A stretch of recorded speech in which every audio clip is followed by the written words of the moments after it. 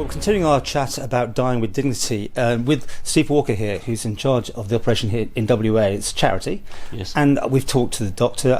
We're getting some views from back in the Isle of Man, because that's what they looked at. But I thought, while I had the chance in Australia to talk to you, because it's been a long road, hasn't it, to get this far? And as we said in the other interviews, it's on the statute books, but not yet in. Yeah, correct. It's been a very long road from our point of view, Paul. Actually, I was saying a minute ago that our organisation has existed for some 40 years.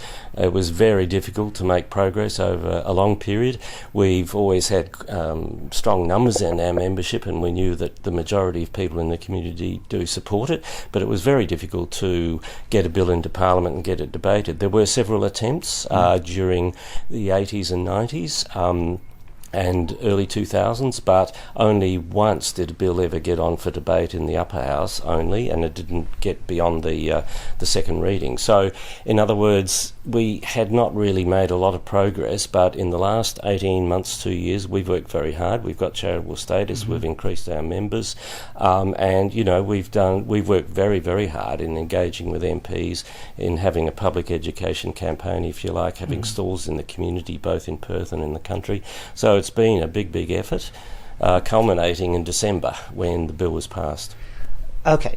Now, people watching back home, and I've put this to everyone, the concerns are there. There's people that always maybe aren't ready to go, but pushed almost.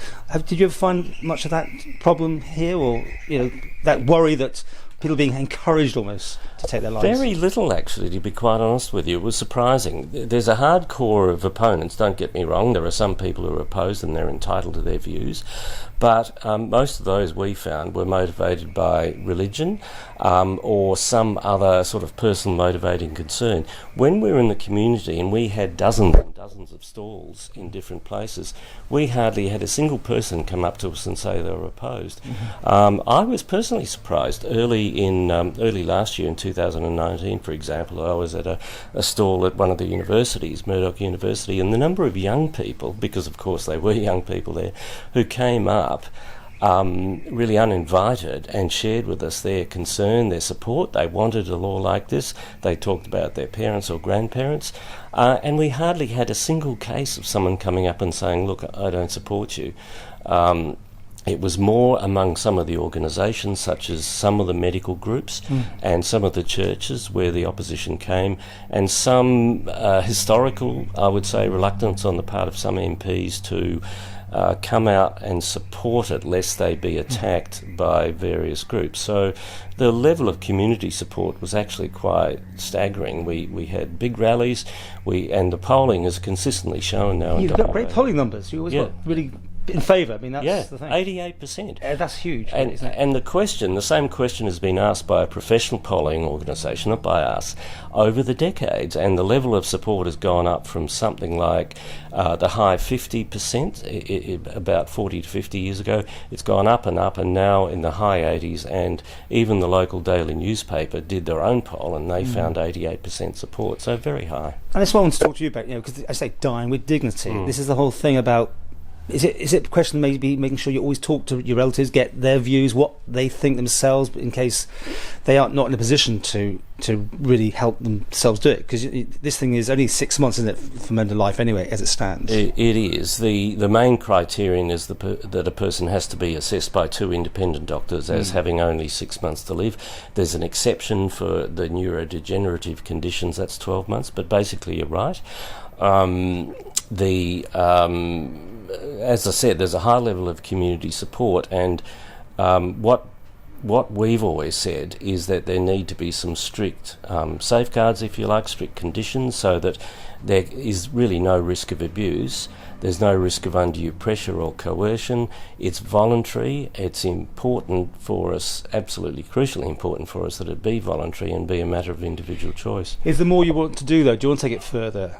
Do you think this is the beginning of it, or was you happy with that level? Well, we hoped originally that the bill to be tabled in WA and considered by the Parliament would be a little wider than it is. The Parliamentary Joint Committee recommended with 7 out of 8 of the members in support that it be quite a broad bill and not have a time limit or time period criterion. We were happy with that, we supported it, but the political reality, I think, was that for the Premier and the Minister for Health to support it, and thus to maximise our chances of individual MPs supporting it, they themselves resolved that they would only support a bill with this kind of limit on it. So we decided to support that. As I say, we might have wanted it a bit broader, but we think it's a good law. It's similar to the Victorian law, but they've gone first as such, although you can say the Northern Territories did, but then it's off again. Yes. But, I mean, you've still got this 18-month waiting list, waiting time, haven't you? There is. The process that's been followed here to look at this law, to examine the issues, to have a committee, then to have a panel, and then to get it into Parliament, and then to have an 18-month implementation period. All of that is the same as what happened in Victoria.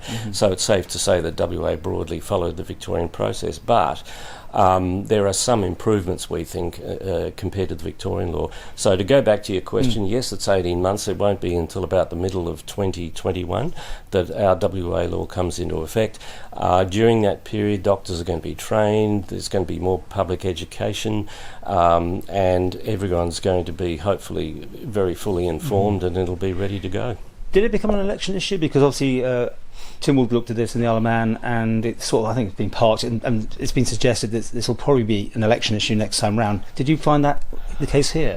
Yes and no. What I mean by that, Paul, is that it was, both in Victoria and here, a conscience vote. It wasn't a political party thing. The political parties did not instruct their members on how to vote, at least the major parties. Yeah. Like you, we do have the two houses. Now, it's a conscience vote, but what we've been doing for quite a few elections is, in the lead up to the election, we send out, as many groups do, questionnaires to all the candidates, and saying in this regard, voluntary assisted dying, will you support a law of this kind?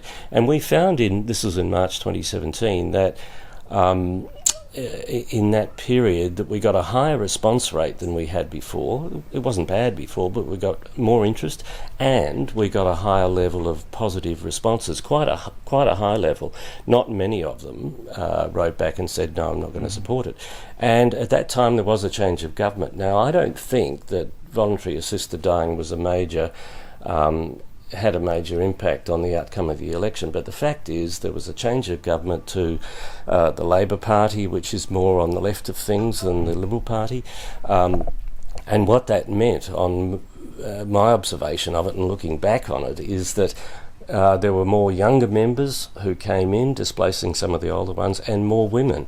And I've said a number of times to different people, I reckon that was a very good signal that change was in the air. And most crucially, both the new Premier and the new Minister for Health, as individuals, candidates responding to our survey, they said yes, they support it, and they said so publicly. Right. Now, again, it wasn't a major issue in the campaign, but that augured very well for us. And then the new Premier and the Minister, since they supported it, put the, if you like, the machinery of government behind this to get it prepared and given priority, even though the actual votes in Parliament were on a conscience basis.